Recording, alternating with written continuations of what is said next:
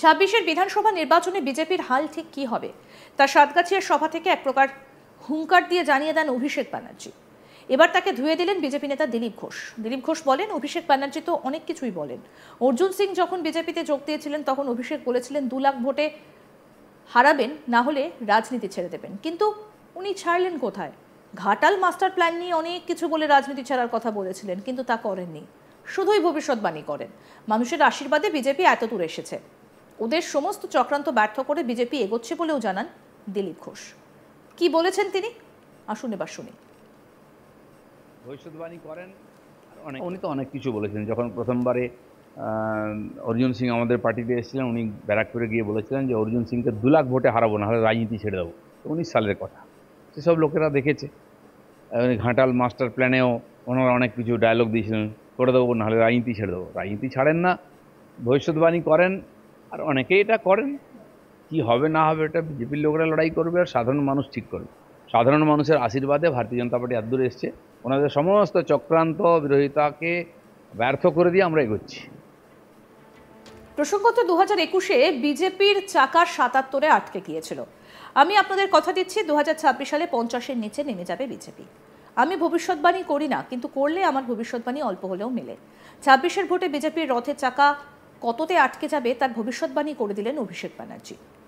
Diamond হারবারে ভোটের ব্যবধান 8 লক্ষ করার চ্যালেঞ্জ ছুড়লেন সাংসদ অভিষেক ব্যানার্জি।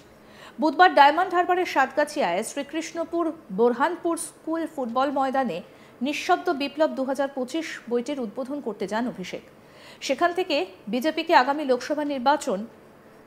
লোকসভা নির্বাচনে ভোটের ব্যবধান বাড়িয়ে হারানোর চ্যালেঞ্জ ছোড়েন। তিনি বলেন, 2021-এ বিজেপির চাকা 77-এ আটকে গিয়েছিল। আমি আপনাদের কথা দিচ্ছি 2026 সালে 50-এর নিচে নেমে যাবে বিজেপি। আমি ভবিষ্যৎবাণী করি না, কিন্তু করলে আমার ভবিষ্যৎবাণী অল্প হলেও মেলে।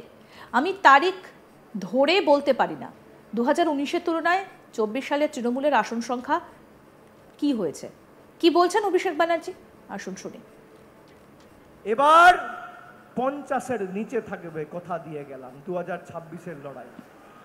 আমি ভবিষ্যৎবাণী করি না, আর যদি ভবিষ্যৎবাণী করি, আমার ভবিষ্যৎবাণী ঈশ্বরের কৃপায়, আশীর্বাদে, মানুষের ভালোবাসায় অল্প হলেও মেলে।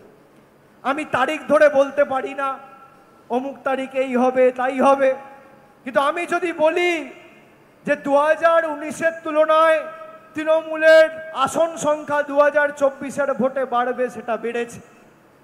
আমি ডায়মন্ড হারবারে বলেছিলাম যে আমরা এই যে ফেজে ভোট হবে, শেষ দফার ভোট 9 পাবো, 9 পেয়েছিলাম, আর বলেছিলাম 23 অলরেডি পেয়ে গেছি, তাহলে 23 আর 9 যোগ করলে হয় 32।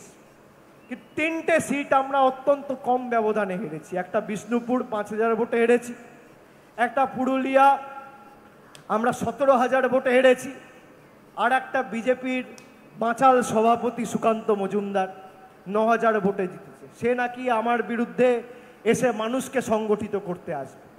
আপনি যদি 50 বছর রাজনীতি করেন, আর আপনি যদি 10টা নির্বাচন লড়েন, 10টা নির্বাচনের ফলের নিরিখ যোগ করেও আপনার 7,10,000-এর ব্যবধান হবে না। ডায়মন্ড হারবারের মানুষ আমায় একবারে জিতিয়েছে।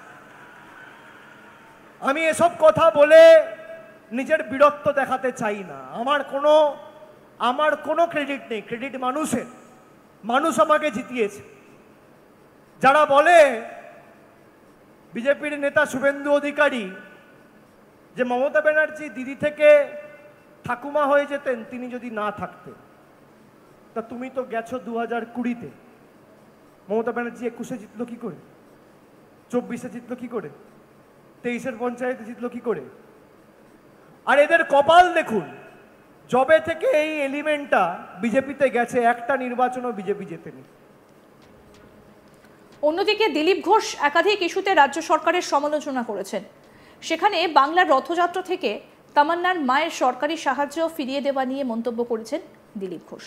কি বলেছেন বিজেপি নেতা, আসুন শোনাই। এখন পশ্চিমবাংলায় যা হয় সেটাও রাজনীতি, বিয়ে নিয়েও রাজনীতি হয়, মৃত্যু নিয়েও রাজনীতি হয়, কিন্তু ভগবান জগন্নাথ দেবের যে রথযাত্রা, সেটা রথযাত্রা। আপনি কিভাবে দেখবেন সেটা আপনার উপর নির্ভর করছে। রথভাবে আমি দেব, পথভাবে আমি, মূর্তিভাবে আমি দেব, হাসেন অন্তর্যামী। অন্তর্যামী দেখছেন, যে যার দৃষ্টিতে সেটা তার মতো করেই দেখছে। এখানে দুর্গা পূজাকে নিয়েও এভাবে রাজনীতি হয়। বাংলায় সব জিতে রাজনীতি ঢুকে যায়। আজ যে কার্নিভ্যাল করেন মমতা ব্যানার্জি, সেটা কি রাজনীতি নয়? ঠিক সেরকমভাবে রামনবমীকে নিয়েও রাজনীতি হয়। তো ধার্মিক উৎসব বিজেপি বা অন্য সংগঠন শুরু করেছে, বিজেপি সমর্থন করেছে, টিএমসিও শুরু করে দিয়েছে। তো জগন্নাথ মহাপ্রভু কেন বাদ থাকবেন? তাকে নিয়েও রাজনীতি হচ্ছে। সেন্ট্রাল রেভিনিউর যে রথ, সেটাও কয়েক বছর ধরে হচ্ছে। হ্যাঁ, এটা ঠিকই যে বিজেপি সমর্থিত লোকেরাই সেটা শুরু করেছেন, তারাই চালান। তো বিজেপি চাইবে একটা তার অল্টারনেটিভ দিতে, তো স্বাভাবিক, ভালো কথা। তো ধার্মিক জাগরণ যদি হয় পশ্চিমবাংলায়, এই অধর্মের রাজত্বে যদি ধর্ম জাগরণ হয়, মানুষের ধর্মের প্রতি যদি তার মন আসে, ভগবান জগন্নাথের প্রতি যদি কারো আর শ্রদ্ধা ভক্তি বাড়ে, তো সমাজের মঙ্গলই হবে। যে টাকা দিয়ে মুখ বন্ধ করে দেওয়ার রাজনীতি মমতা ব্যানার্জি শুরু করেছেন, আরজি করের অভয়ার বাবা মাকে 10 লাখ টাকা ঘুষ দেওয়ার যে চেষ্টা, তারা রিফিউজ করেছিলেন। এখানেও তাই হয়েছে। যেভাবে অপমানজনকভাবে তাদের এমএলএকে ফিরিয়ে দিয়েছেন ওখান থেকে, আর মৃতার মা, এটা তো খুবই চিন্তাজনক এবং লজ্জাজনক। তার মুখ বন্ধ করতে হবে, সে তো টাকা চায়নি। বহু কষ্টে তার একটি মেয়ে হয়েছিল, 3 বার সন্তান নষ্ট হওয়ার পরে, আর তার সমস্ত দিয়ে তাকে ইংলিশ মিডিয়ামে পড়িয়ে তাকে মানুষ করার চেষ্টা করেছিল। কলি খালি হয়ে গেল, সে টাকা নিয়ে কী করবে? ২৬শে বিধানসভা নির্বাচনে বিজেপির হাল ঠিক কি হবে তার সাতগাছিয়ার সভা থেকে এক প্রকার হুঙ্কার দিয়ে জানিয়ে দেন অভিষেক ব্যানার্জি। এবার তাকে ধুয়ে দিলেন বিজেপি নেতা দিলীপ ঘোষ। দিলীপ ঘোষ বলেন, অভিষেক ব্যানার্জি তো অনেক কিছুই বলেন। অর্জুন সিং যখন বিজেপিতে যোগ দিয়েছিলেন, তখন অভিষেক বলেছিলেন 2 লাখ ভোটে হারাবেন, না হলে রাজনীতি ছেড়ে দেবেন। কিন্তু উনি ছাড়লেন কোথায়? ঘাটাল মাস্টার প্ল্যান নিয়ে অনেক কিছু বলে রাজনীতি ছাড়ার কথা বলেছিলেন, কিন্তু তা করেননি, শুধু ভবিষ্যৎবাণী করেন। মানুষের আশীর্বাদে বিজেপি এত দূর এসেছে, ওদের সমস্ত চক্রান্ত ব্যর্থ করে বিজেপি এগোচ্ছে বলেও জানান দিলীপ ঘোষ। কি বলেছেন দিলীপ ঘোষ, আসুন শুনি আরেকবার। উনি তো অনেক কিছু বলেছেন। যখন প্রথমবারে অর্জুন সিং আমাদের পার্টিতে এসেছিলেন, উনি ব্যারাকপুরে গিয়ে বলেছিলেন যে অর্জুন সিংকে 2 লাখ ভোটে হারাবো, না হলে রাজনীতি ছেড়ে দেবো।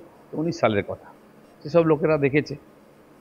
ঘাটাল মাস্টার প্ল্যানেও ওনারা অনেক কিছু ডায়লগ দিয়েছিলেন, করে দেবো, না হলে রাজনীতি ছেড়ে দেবো। রাজনীতি ছাড়েন না, ভবিষ্যৎবাণী করেন, আর অনেকেই এটা করেন। কি হবে না হবে এটা বিজেপির লোকেরা লড়াই করবে, আর সাধারণ মানুষ ঠিক করবে। সাধারণ মানুষের আশীর্বাদে ভারতীয় জনতা পার্টি এত দূরে এসছে। ওনাদের সমস্ত চক্রান্ত বিরোধিতাকে ব্যর্থ করে দিয়ে আমরা এগোচ্ছি। দেখুন, পশ্চিমবাংলায় যা হয় সেটাও রাজনীতি।